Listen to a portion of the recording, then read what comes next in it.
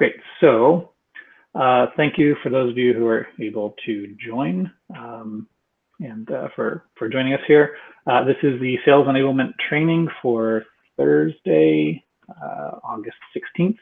I'm Dan Gordon, Technical Product Marketing. I'm going to take you through today CI and CD tools, kind of looking a little bit of a competitive angle. We're going to first do a little bit of primer on CI versus CD. And hold on, I'm having some issues here.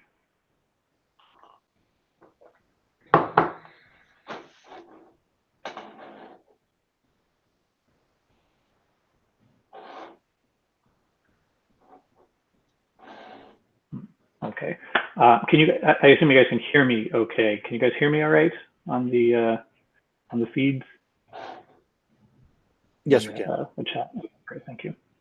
Okay. So not sure why my camera's not working and why you guys can't see me at the same time I'm sharing. But let's get rolling. So so you should be seeing. Yes, good. The CI/CD tools primer. This is in our handbook. I'm using a temporary link right now. Last minute fix that it didn't come through, but this will be posted shortly after this in the actual handbook. So I wanted to start with this graphic. This is actually from our CI documentation, but it does a really, really good job of depicting kind of the breakdown. And so I wanted to start there. The tool GitLab works across, as you guys know, the entire expanse of DevOps lifecycle. This includes the stuff not highlighted on the left here that doesn't include a pipeline that much, the coding and the working with related code and the committing.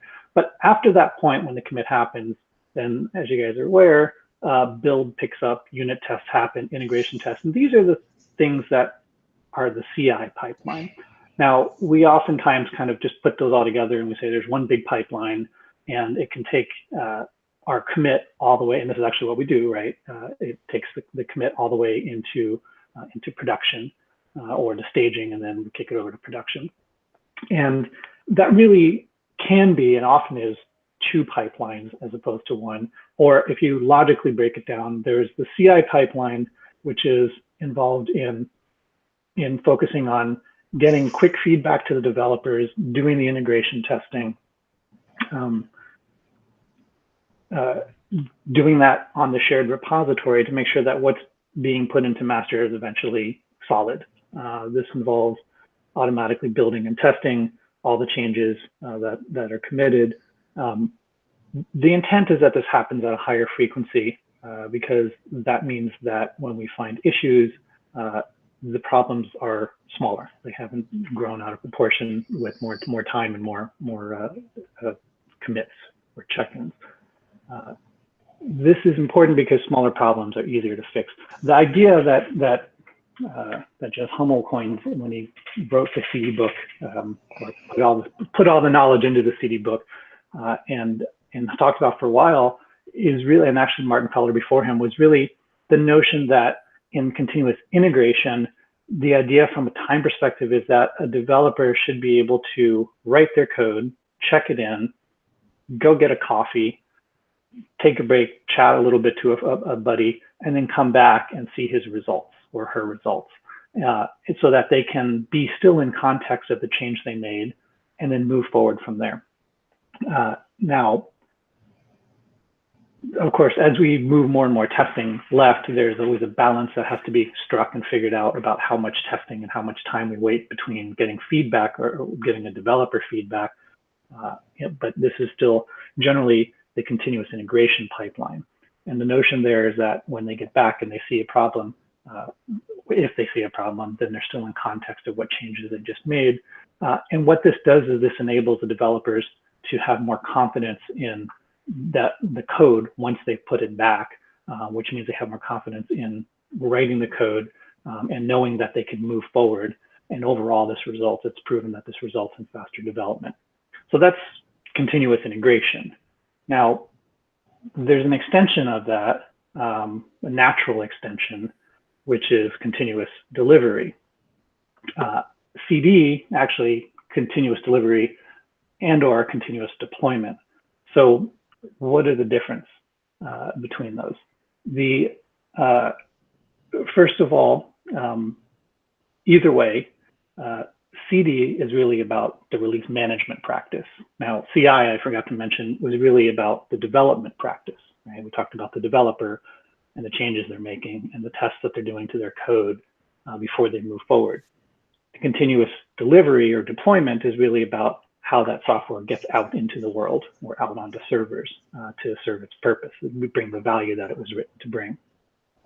Now, when we talk about continuous delivery, we're talking about software that is always ready to be released. So that is the goal of continuous delivery. Doesn't mean it is released. It means that it is in a state where it can be released and there's confidence, high confidence that it can be released without issue. That means we understand the dependencies, it's been tested and validated. We know exactly what it is that we're working with as far as versions of all of the libraries and everything, and it is ready to go.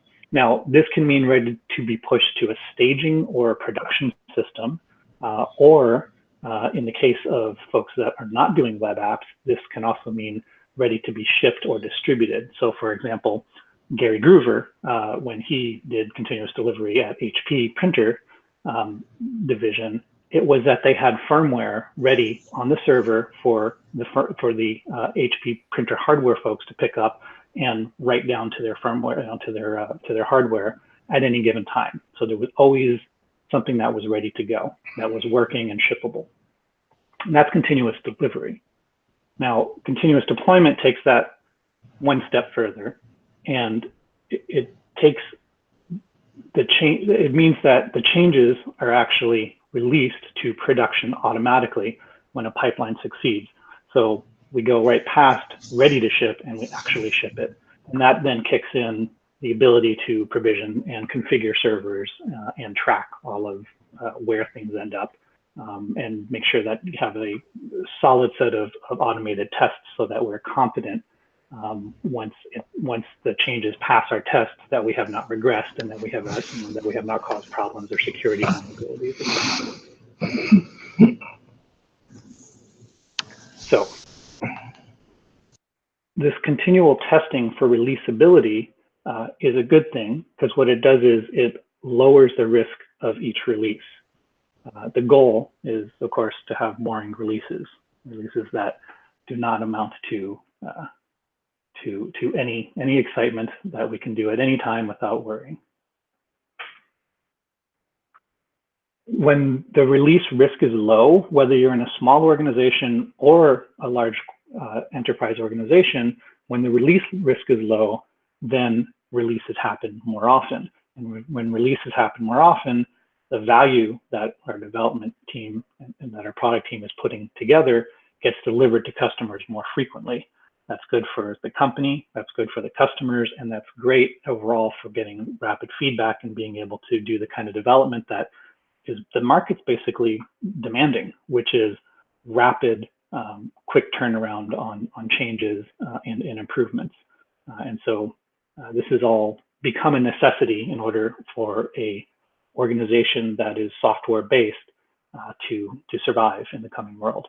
And all organizations have some aspect of software in them that they need, that they rely on for capabilities from. I'm going to shift there into kind of a market overview. You guys have seen this graphic, no doubt, several times. We're proud of it. The Forrester CI wave, I think this was 2017, right? GitLab's got a pretty good position there.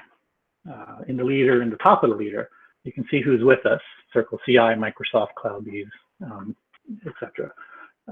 Now, there's actually a lot of CI systems out there that are not even on this map, because CI in its small form has kind of become a table stakes. The notion that you can automate capability by executing scripts or calling out to different tools to have them execute on servers and then pull back the information and make a decision about whether or not it was good or not, is something that a lot of tools that had that weren't focused on CI before, that had some form of automation and integration, are able to start doing.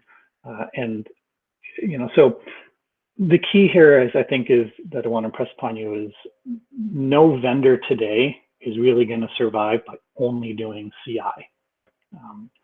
So GitLab is making the right move, has made the right move by looking beyond CI.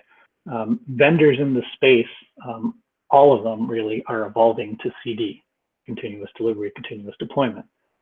It's a natural extension of the capabilities of the CI system, right? The CI system already can automate and already can integrate.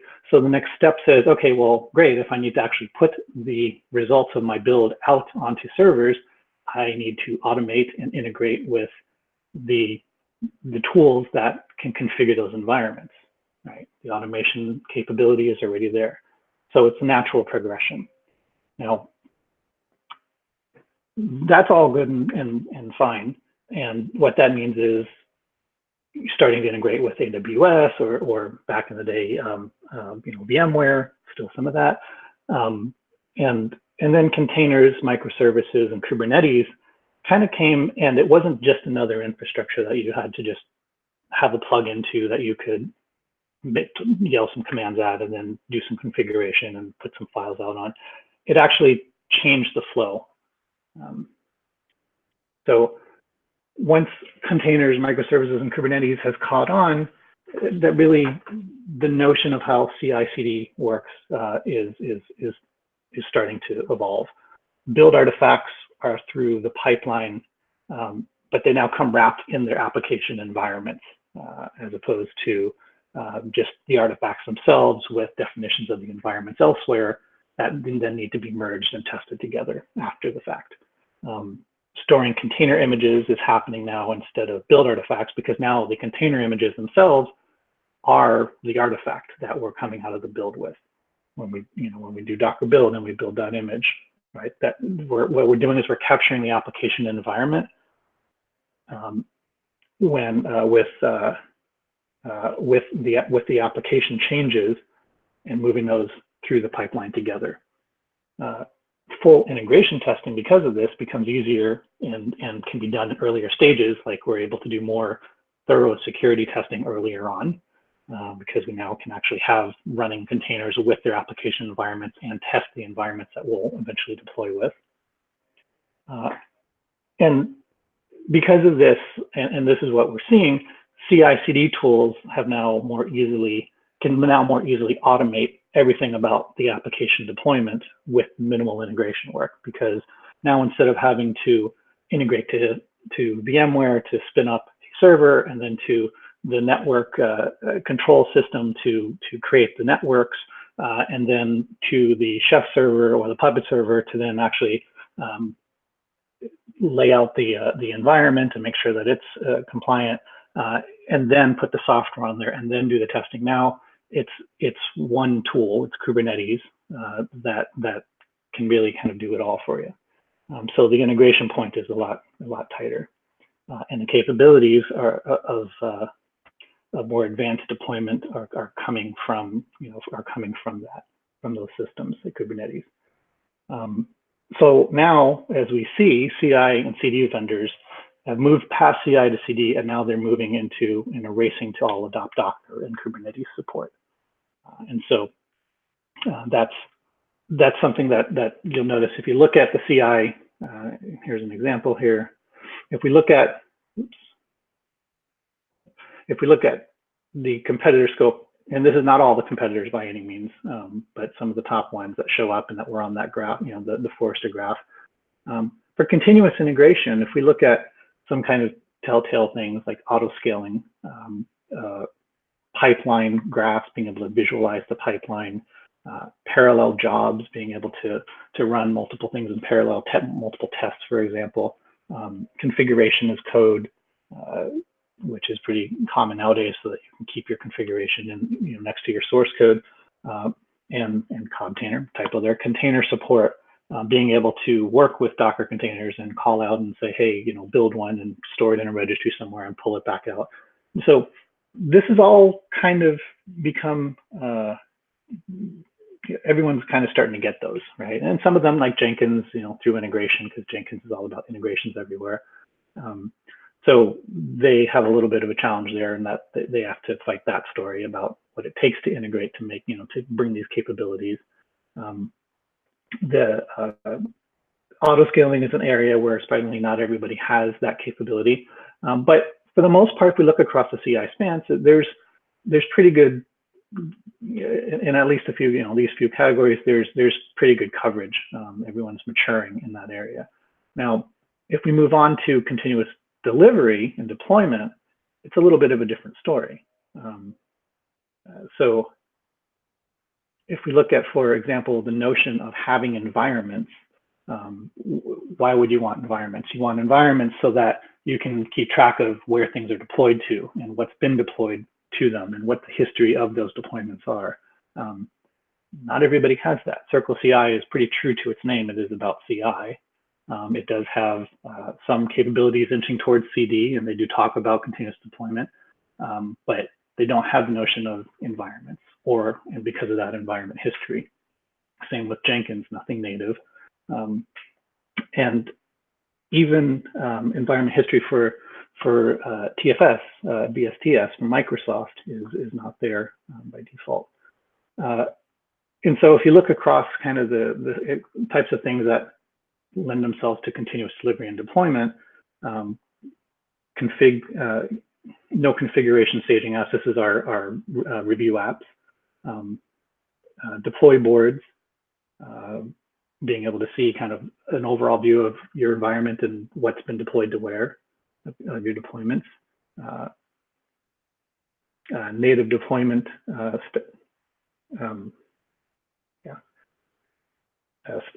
strats is not there for a lot. Secure variables,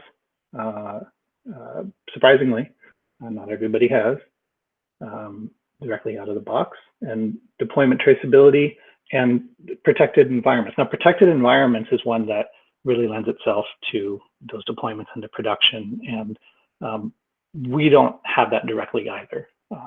So we have environments, but at this point, this notion here is that we may want to put a block on the ability to deploy to production, for example. So just because a developer or somebody has the ability to write to a branch doesn't mean that they should have the capability to actually deploy.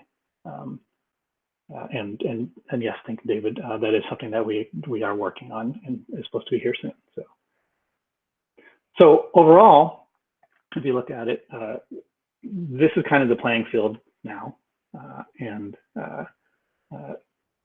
CI and CD together is really, they're oftentimes grouped together. There are a few vendors out there that are really just focused on the CD part, like Spinnaker, more about the creation of and delivery, the laydown of the environments, but and not so much of the build process. But most vendors that were CI have moved forward and are eyeing CD, even though a lot of them have a ways to go on what they need to put in there. Okay, 9:20. Okay, so I'm going to look at the questions. Trying to keep an eye on both. We see Sean Billow. Can you explain what type of testing is done and when? Absolutely. So in CI, in the verification stage or earlier stages, the developer pipeline will run things like unit testing, functional testing. We'll do static code analysis, looking for bad coding practices, code quality. That is also when security, static application security testing, SAST, can be done. I think as the story that we know, that we hear, is that the security testing right now oftentimes is pretty pricey, charged by line, something that is not brought all the way left, and so it gets saved until later, after the changes in the commits have gone through more testing and come further through maybe to the staging environment. And that's unfortunate, because that means there's a lot of processing and work that goes on before security problems might be caught in the code, which means that it's the same problem. When a developer gets a response that says, hey, this is a problem, it's a change that you made, can you fix it? If they had to wait for their code to go through the full CI cycle, get deployed to a test server, get maybe even to staging, and then get the result back that says there's a security problem with the library you used or some code that you wrote, then they're pretty far removed from the change they've made. And so we want to pull that kind of testing forward as well. But right now, a lot of times that happens pretty late in the game. Things like dynamic application security testing, performance testing, those tend to go later in the cycle, because you have to have a running application. If we wait until it goes through the QA cycle in typical scenarios, and then gets handed off to the release team, and they get it into staging and they're starting to work with it, and that's where they're testing it, then again, we're pretty far removed before we know there's a problem in the running app. So that's why there's such a value with GitLab's ability to pull all of that forward and do that as early as possible. Let's see, what else do we have here? Yes, I will post a link to the page in the handbook as soon as the rebuild finishes. Okay, are there any other questions? Mark, competitive info on CloudBees core. The CloudBees core is largely Jenkins. They have, interestingly, they've split their attention, and they bought CodeShip a little while ago, and so they've been pushing that as their SaaS solution. And they've just recently, Jenkins X has come about, and there's a little bit of information right now that I'm continuing to do research on that, about what that entails. So that's in the DevOps Tools handbook page, or DevOps Tools web page. And Jenkins X is really, it's an attempt to do what GitLab has already done, is to prescribe a pipeline, integrate out of the box with Kubernetes, and kind of give you a drop your code and it's running on a server kind of experience. And so far what we've heard is there's still integration challenges, and it's not all that smooth and not too much traction, but keeping an eye on that. Let's see. So we see silos between SCM, CI, and release engineering. What's the advice for challenging that model, especially for non-SaaS native companies? Yes. So that is definitely the challenge. I think, especially as you get into the more release engineering or the release operations side, having both of those folks, or all three of those folks in the room looking at different parts of it, can definitely be a challenge. I think GitLab has an opportunity in that it has pretty strong capabilities across each of the areas that we're talking about here. Still building out the release engineering part, but solid in SCM and CI. And I think it depends on when you get into the room if these guys are coming from, if they're on a DevOps trail.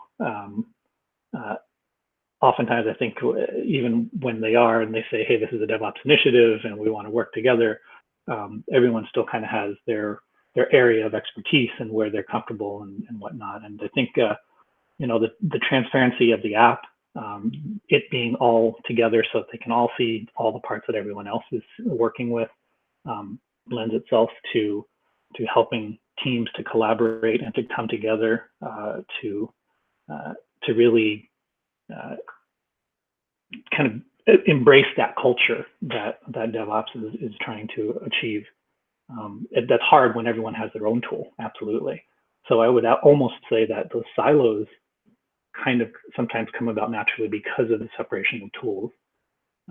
And people become specialists in those or comfortable in the areas that they're working in. And so a single tool that they can all interact within and that they're all sharing can help relieve that if they can see that in action and see how, oftentimes those silos, the wall between is because of trust. And so transparency and access to what's going on can help build that trust. Yes, yeah, absolutely. The chaining of tools, absolutely, it just supports those silos. Yep. Okay, any last questions?